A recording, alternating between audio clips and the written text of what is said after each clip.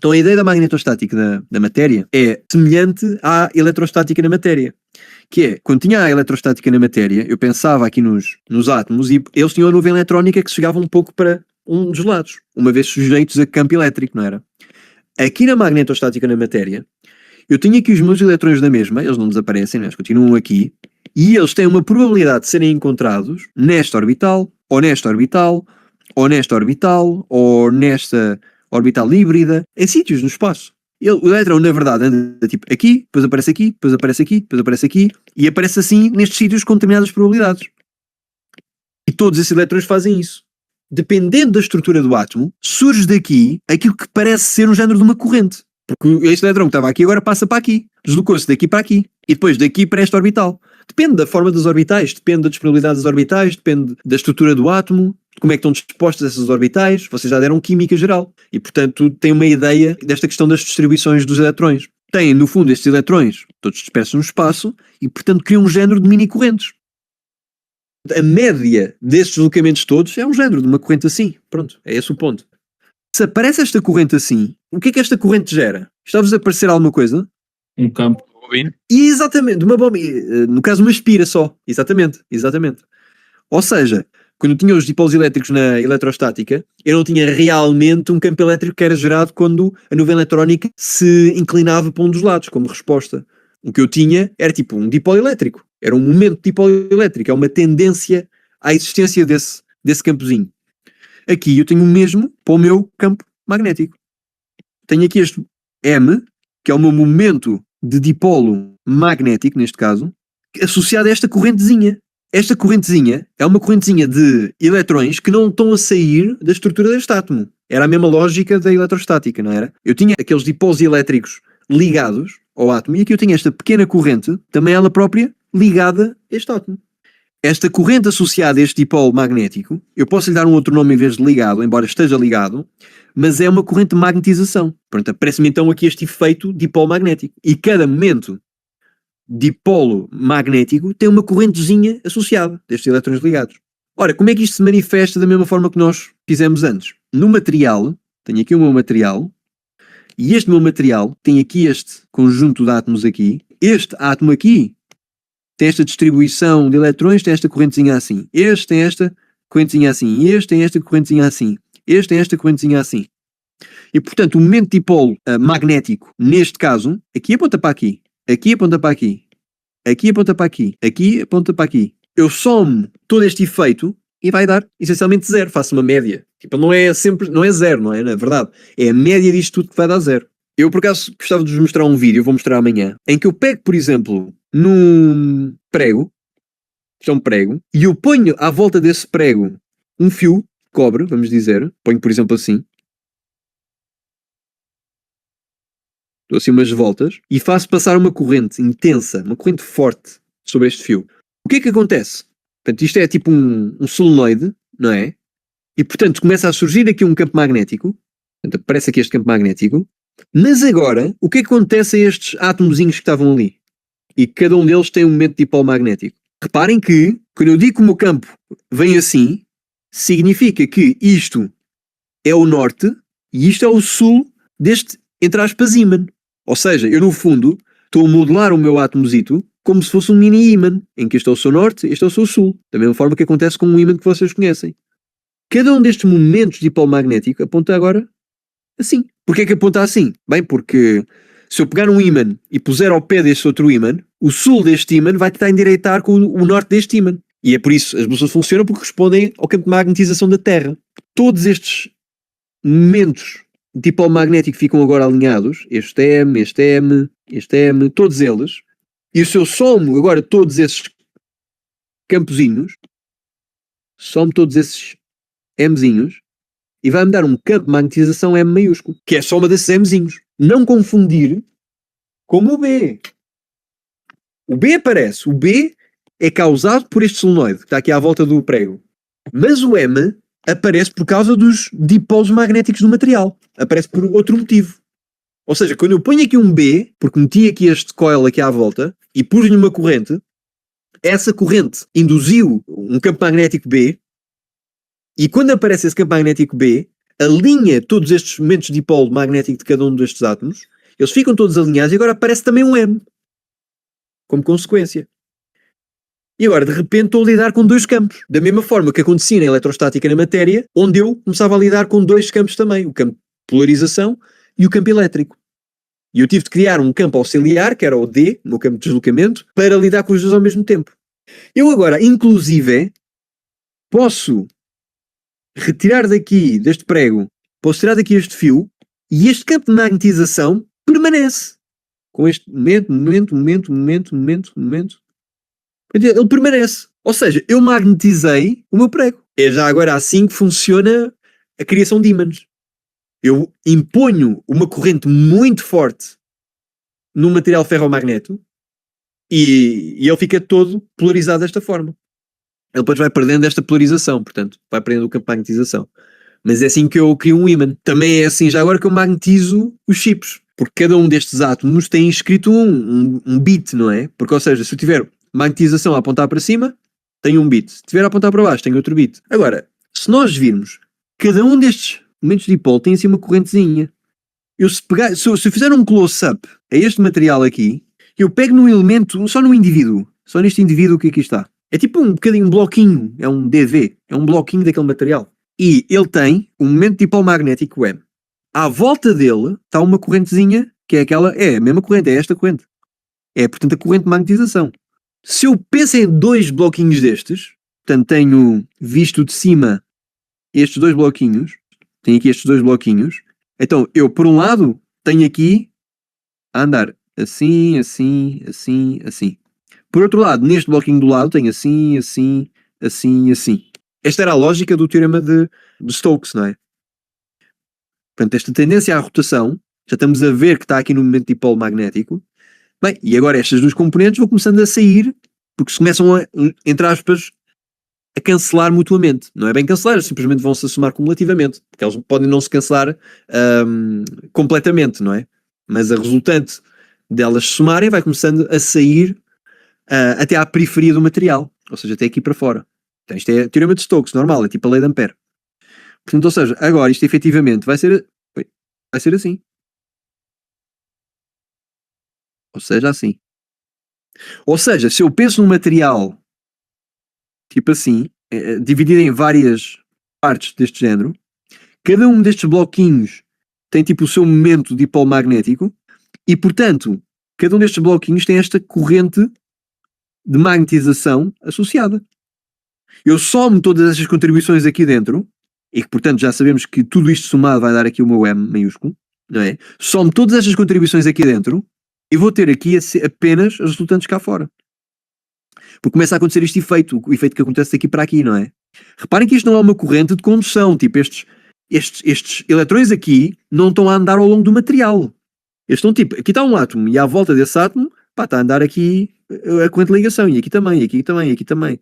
E portanto, ou seja, aqui à volta deste prego é como se tivesse aqui estas pequenas correntes de magnetização que se vão manifestar só aqui na periferia do prego. Da mesma forma que acontecia com a superfície de polarizadas. Apareciam-me ali no final do meu campo de elétrico. Não é? Apareciam-me ali naquela superfície. No que é que isto se manifesta efetivamente se eu tiver a resolver um problema? Vamos olhar para o problema do prego. Bem, eu tenho aqui o meu prego, vamos dizer, isto é o meu prego, eu vou meter um solenoide, ou seja, vou pegar um fio, enrolá-lo assim, mas pôr uma data de espiras, para ele ficar tipo um solenoide mesmo. Pego aqui no meu fio e enrolo assim à volta do prego. N vezes. Este é o meu IT. Quando eu aplico esta corrente, aparece-me este campo magnético aqui, por causa dessa corrente. Portanto, as linhas são sempre fechadas, não é? Eu é que às vezes não as fecho por uma questão de não poluir muito o desenho, mas vá. Ou seja, e os meus campozinhos, como ele é um ferromagneto, então ele pode ser magnetizado. Todos esses momentos de dipolo magnético também se viram para cima e aparece-me também aqui o meu campo M. Apareceu-me aqui também o meu campo M.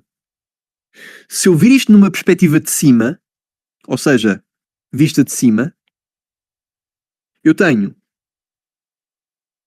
o meu prego visto assim de cima, tenho o meu solenoide a vir assim, dá uma volta assim, dá boas voltas agora assim, dá tipo outra volta, dá outra volta, dá outra volta, e sai por ali eventualmente.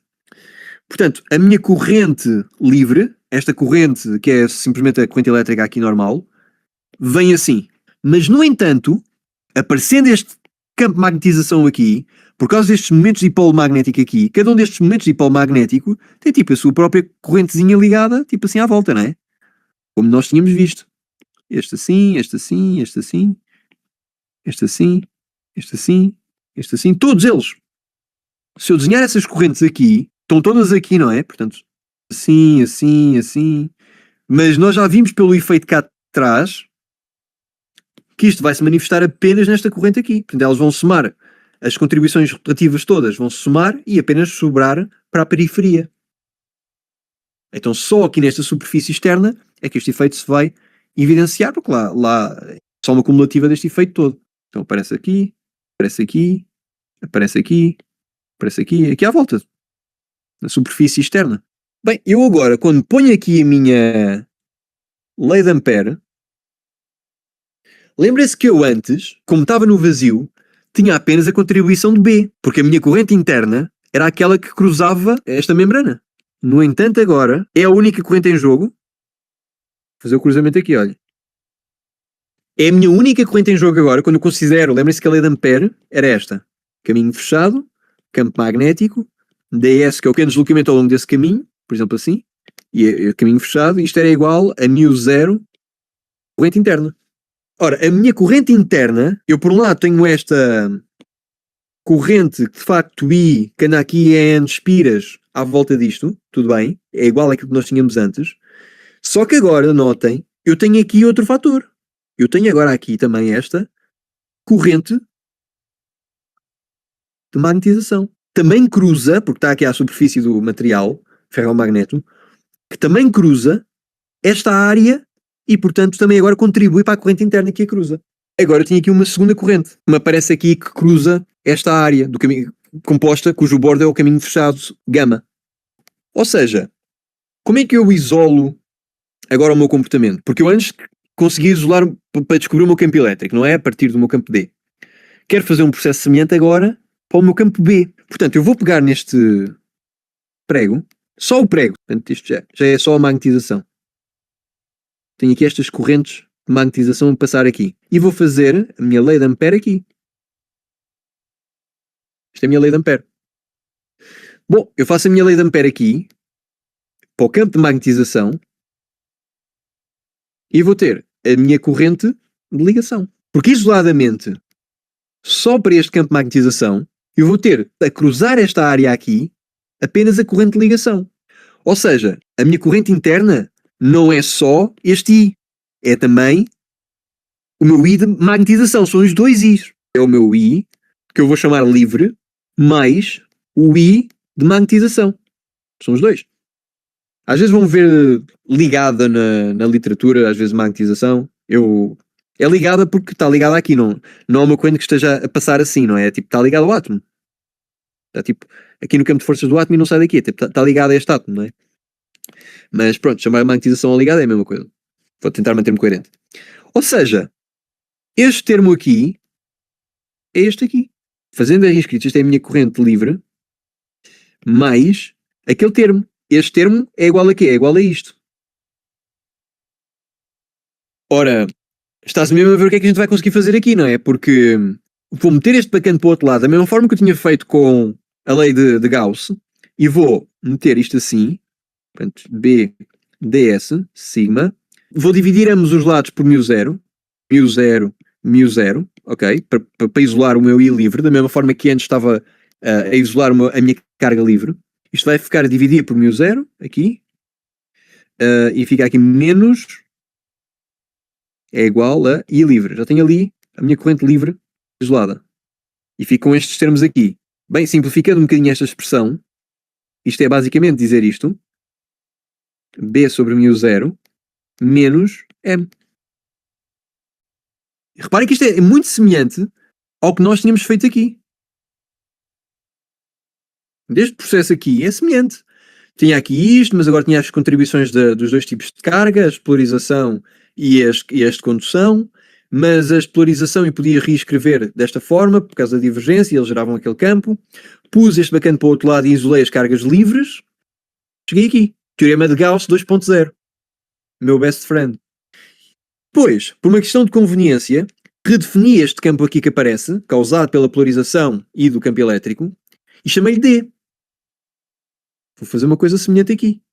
Pego nesta expressão de campo que eu tenho aqui e vou também criar um campo auxiliar, que eu vou chamar H. O tal H que aparece no vector de Poynting.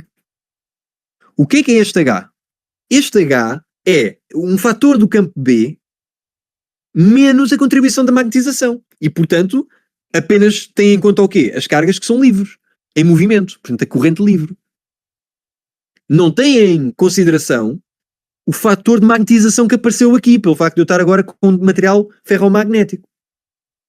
Tem apenas, é basicamente o meu B retirando-lhe, não é exatamente o meu B, não é? É o meu B fatorizado por μ0, tipo dividido por μ0, mas em termos intuitivos, só para ter uma ideia geral, está relacionado com o B que eu tinha e retirei-lhe, extraí-lhe o fator de magnetização. E fica apenas com o campo que surge como consequência desta corrente que está a aparecer aqui. A minha nova lei de Ampere 2.0, vai ser o quê? Vai ser o meu campo H ao longo deste caminho, portanto, estamos a falar sempre do mesmo caminho, não é? O caminho gama, vai ser igual à minha corrente livre. Repara que da mesma forma que aconteceu antes, em que nós retirávamos a constante elétrica, aqui desaparece também a permeabilidade magnética. E, portanto, considero apenas a corrente livre. Isto é literalmente a minha corrente livre. Repara que isto é o meu campo H vezes uma distância. H vezes uma distância dá a minha corrente e, portanto, este H tem unidades de ampere por metro.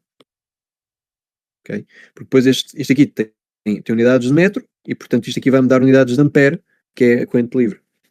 Agora, nos meios LHI,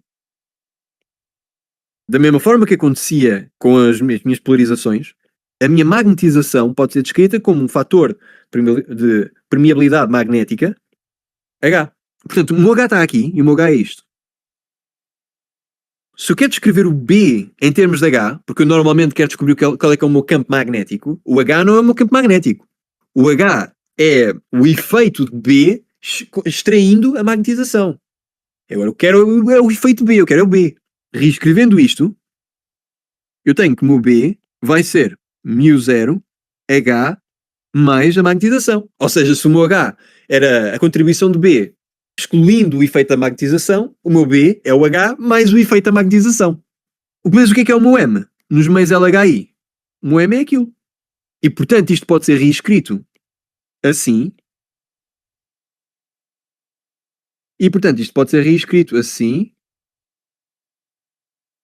E, isto é semelhante àquilo que acontecia aqui. Estão a ver? Este era o meu epsilon relativo. E tudo isto, epsilon relativo vezes o epsilon 0, era um epsilon. Que era a minha constante elétrica de um determinado meio. Ora, aqui, isto vai ser o meu μ0 vezes o meu relativo.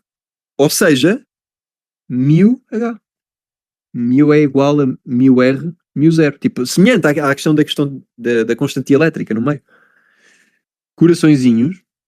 Porque este agora, mais uma vez, deixo de falar com a lei de Ampere anterior. Troquei de amigos. Subi no meu extrato social. E agora já não falo com os amigos pobres. Tenho agora a minha lei de Ampere atualizada para estar nos meios, em quaisquer meios, inclusive no vazio. Porque agora, se eu estou no vazio, este μ aqui vai ser isto, vai ser apenas μ é igual a μr, μ0. Mas no vazio, μr é igual a 1.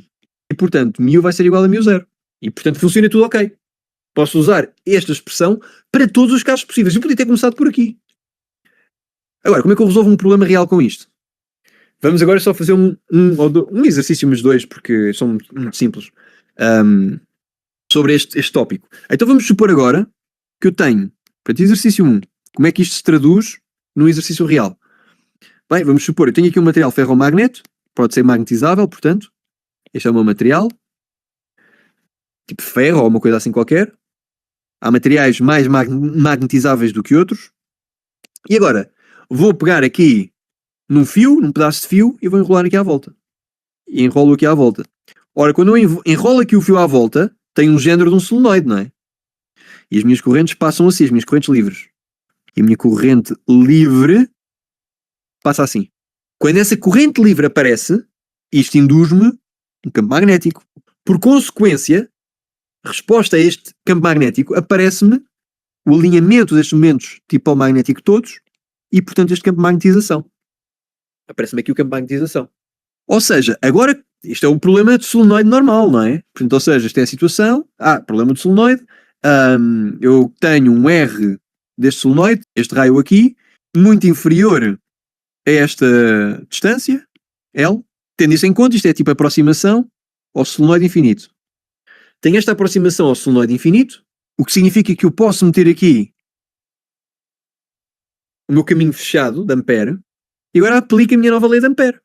As coisas que eu sei são estas. B, que tem em coordenadas cilíndricas esta descrição, vai ter uma simetria tal lá dentro do solenoide, uma vez que eu estou na aproximação ao solenoide infinito, que é esta. Vai ser uniforme lá dentro. Por outro lado, a minha magnetização, também ela própria vai apontar para cima. Portanto, o meu campo H, escrito sobre essas mesmas coordenadas, porque é as coordenadas em que eu estou a descrever cada um dos outros, também ele próprio, uma vez que ele é B sobre μ0 menos M, e ambos são E de Z, então ele também é E de Z, não é? Então agora, faço a minha lei de Ampere, e fico com H ds, caminho fechado, é igual à minha corrente livre, que passa lá dentro, não é? Interna. Passa dentro daquela área. Ora, isto aqui, vou dizer que tem o comprimento A. Portanto, é a mesma história. Faço aqui os meus caminhos todos. Caminho 1, caminho 2, caminho 3, caminho 4. E ando assim. Isto vai manifestar-se como? Bem, primeiro tenho o meu caminho 1, HDS1. Mais o meu caminho 2, HDS2. Mais o meu caminho 3, HDS3. Mais o meu caminho 4, HDS4. Isto é igual à minha corrente livre interna se a minha densidade de espiras é N sobre L. Então a corrente interna ali vai ser a minha densidade de espiras, quantas espiras é que eu tenho por unidade de comprimento do meu solenoide, vezes aquela distância em particular, esta distância aqui, portanto é quantas espiras eu tenho lá, e em cada uma dessas espiras passa uma corrente I. E é livre, esta corrente que vem assim. Então isto vai ser igual a NAI. Agora, que termos ali é que eu consigo retirar daqui? Bem, quando eu venho por este caminho, assim, venho por este caminho, aqui o meu campo é o campo externo. Portanto, pelo meu caminho 1, obtenho o meu campo externo. Portanto, menos B externo A. Porque o meu E de Z aponta para cima, não é? Portanto, fica ali um menos. Depois, aqui o produto interno dá 0. Tal como aqui, o produto interno dá 0 também ali. Portanto, nos caminhos 4, isto vai dar 0. No caminho 2, isto vai dar 0. Ok? Por perpendicularidade.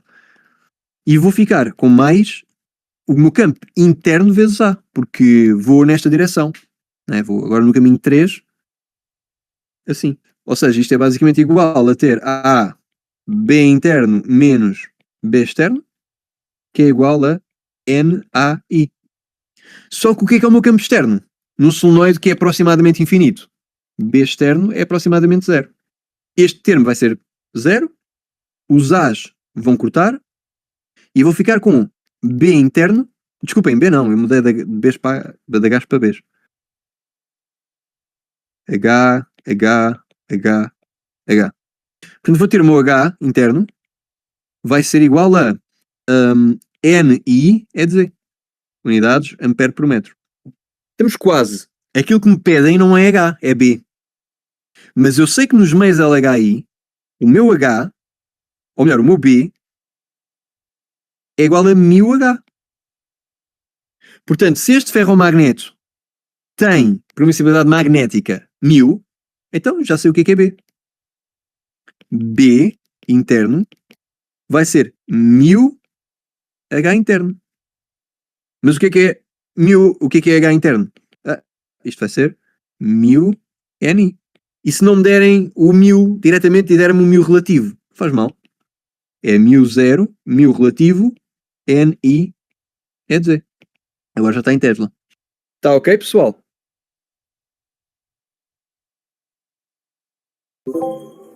Último.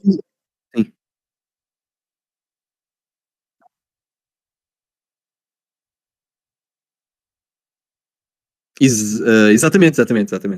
Porque tens esta relação.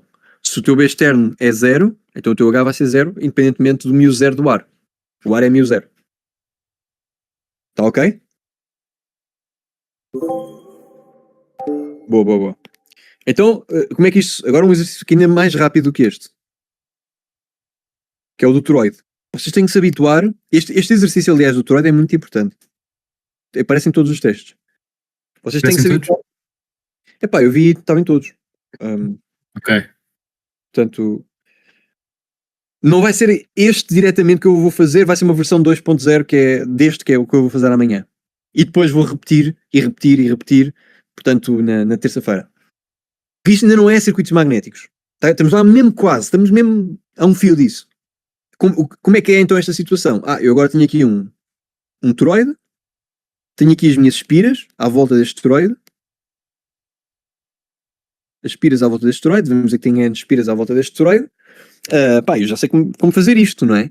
Ou seja, isto tem um raio R1, este tem um raio R2, a minha corrente livre é esta, portanto, ou seja, vem por aqui,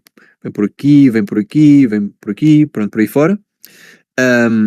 Ou seja, o meu campo magnético vem assim, ou seja, o meu fluxo magnético, já estou a começar a introduzir circuitos magnéticos sem vocês ainda terem dado circuitos magnéticos. Mas o meu fluxo magnético vem por aqui. Estão a ver? Isto é o meu fluxo magnético. É por onde é que o meu campo magnético vai estar a passar nesta área. O que significa que o meu campo de magnetização, ele próprio também vai estar a apontar para aqui. Portanto, está tudo ok. Não vou ter grandes problemas. M aponta ali e o meu B também aponta assim. Pronto. Ou seja, efetivamente, o meu B que está em coordenadas cilíndricas, θz, ele vai ter apenas uma componente tangencial a este círculo. Portanto, vai estar sempre assim a apontar em θ, não é? E ele vai depender do raio, porque vai haver uma diferença entre ter o campo aqui ou um pouquinho mais lá à frente. Por outro lado, a magnetização também apenas depende ali do θ. O que significa que o meu campo H, que é uma combinação dos dois, também esse campo H depende da θ. Desculpa, é θ. Então está tudo ok. Reparem que isto não tinha de ser verdade. Ou seja, a minha magnetização pode apontar num sentido diferente do meu campo magnético. Há cenários onde isso acontece. Este não é um caso. Nem vos vai aparecer um caso desse género. Está bem? Só aqui isto vai, em geral, vai ser sempre verdade que onde quer que aponta o meu B, vai apontar o meu H também, porque o campo magnético, o campo de magnetização vai apontar no mesmo sentido. Mas isto não tinha de ser verdade. Agora, como é que eu resolvo então esta situação? Ponho a minha membrana amperiana, aqui à volta. Esta é a minha membrana amperiana, passa aqui por dentro. Vocês ainda não sabem, mas já estamos a introduzir aqui a questão dos circuitos magnéticos. Ponho aqui a minha membrana amperiana e agora percorro essa membrana amperiana. Reparem que o DS, a sua direção é coerente com a de B, não é? Portanto, ou seja, quando eu uso agora a minha lei de Ampere, H, reparem que a minha lei de Ampere agora é com H, não é? Percorro com o meu H também ele aponta tipo assim, também o meu H aponta assim, já vimos, não é? Está ali. Isto vai ser igual à minha corrente interna livre. Exercício mais fácil do que este, querem? Porque reparem, isto é basicamente o integral do meu campo H na direção ds. Se vocês notarem ds, é basicamente o meu R dθ é de θ. É um bocadinho que eu ando assim ao longo deste caminho, não é? E portanto é no fundo fazer isto. 0 a 2π, fazer o círculo completo. H depende de R e está na direção é de θ, está aqui. ds é R dθ é de θ. E isto é igual à minha corrente interna. Qual é a minha corrente interna lambda? Livre. É basicamente, cada uma destas espiras passa por lá uma corrente I. Agora é N espiras vezes essa corrente I. Portanto, lembrem-se que estas espiras estão a vir assim e a cair para ali. Elas cruzam uma só vez, todas elas, cruzam uma vez ali aquela minha área. Cruzam uma vez aqui esta área. Tipo, cruzam assim, a minha área está aqui e cruzam uma vez essa área. Cruzando uma vez esta área, ficam N e espiras. E essa é a minha corrente. As N espiras, em cada uma delas passa uma corrente I. Essa é a minha corrente que cruza esta membrana amperiana. Então, resolvendo isto tudo, vai ficar basicamente isto. NI, isto sobre 2πr, é de θ, ampere por metro. E agora, estou no meio LHI, e portanto, nos meios LHI, o meu B é igual a μH. Se eu tenho aqui dentro, eu não disse aqui o ponto importante disto, não é? É que eu tenho aqui um toroide, mas dentro desse toroide eu pus aqui tipo um material ferromagnético. Tipo, está cá dentro. Tipo, se eu olhar para isto assim de lado, então tem tipo um material assim, estão a ver? Com permissibilidade magnética μ. Tipo, está assim o material. Okay? Tipo, é um ferro que está aqui para o meio, estão a ver? O ferro está aqui no meio. É o que acontece, por exemplo, em transformadores e coisas assim. E, portanto, através desse ferro, como tem uma permeabilidade muito alta, o campo magnético vai ao longo desse ferro. Estão a ver aqui a ideia do circuito a aparecer, do circuito magnético a aparecer. Este fluxo magnético vai ao longo desse ferro. Agora, então, o que é o meu B? É μH, estou no meio LHI, e, portanto, é μ NI 2πr. É θ. Claro que isto é válido para R entre R1 e R2, e se isto aqui é a minha direção é de Z, não é? Reparem que isto aqui tem uma altura H, e eu estou tipo aqui a meio, não é? Portanto, ou seja, quando eu desenho esta linha amperiana, tenho que desenhá-la em algum sítio, desenho assim, tipo a meio, por exemplo. Então, ou seja, Z está entre menos H sobre 2 e H sobre 2, está tipo, tá entre isto e isto. Não acho que seja muito relevante se vocês não puserem isto no teste. Eu acharia, pessoalmente, mas também não descontaria se não visse. Muitas vezes, só aqui uma parte, muitas vezes veem tipo este toroide muito grande. Ou seja, muito fino, muito grande, muito fino. Ou seja, este é o meu toroide e ele tem assim, ou seja, é no caso em que R2 menos R1 é muito menor do que, por exemplo, R1. Ou seja, isto é como se fosse um anel fino. E quando eu tenho esse caso, eu, em vez de estar a trabalhar aqui com o meu R, e depois posso ter de fazer integrais chatinhos quando estou a calcular as indutâncias e não sei o quê, epá, faço o raio médio, e o raio médio é R2 mais R1 a dividir por 2. Portanto, é o raio médio disto. Faço tipo a minha membrana. Porque reparem que isto depende de R, não é? Se eu estiver para aqui, tem um campo magnético. Se eu estiver para aqui, tem outro campo magnético. Ele não é completamente uniforme ao longo do raio. Se ele for suficientemente fino, ele tipo, o fluxo é basicamente uma linha que anda por aqui. Com isto, termino hoje. Só foi meia hora mais tarde. E falta-me apenas os circuitos magnéticos, que é a última parte da matéria. E portanto esta parte é muito importante. Isto aqui de magnetostática na matéria e os circuitos magnéticos, está bem? Então pessoal, até amanhã, obrigado por estarem cá e vemos amanhã às 6, mesma hora. Obrigado, professor. Boa tarde. Olá, professor. Obrigado. O quê? 2% até amanhã.